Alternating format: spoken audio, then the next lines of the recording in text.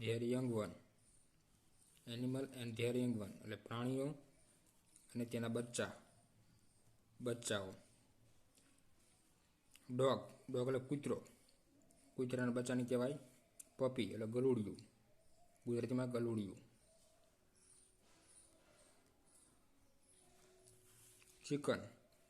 Chicken એટલે મરઘી. મરઘીના બચ્ચાને કહેવાય ચીક. કેટના બચ્ચાને કહેવાય કિટન.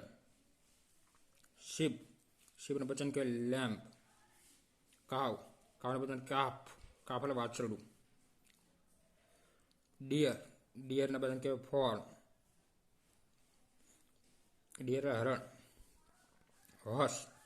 હોર્સના બચ્ચાને કહેવાય ફોલ એટલે લવારું. ટાઈગરના બચ્ચાને કહેવાય ટાઈગર કબ. પીગના બચ્ચાને કહેવાય પીગલેટ. કાંગારૂના બચ્ચાને કહેવાય જોઈ. લાયનના બચ્ચાને કહેવાય લાયન કબ.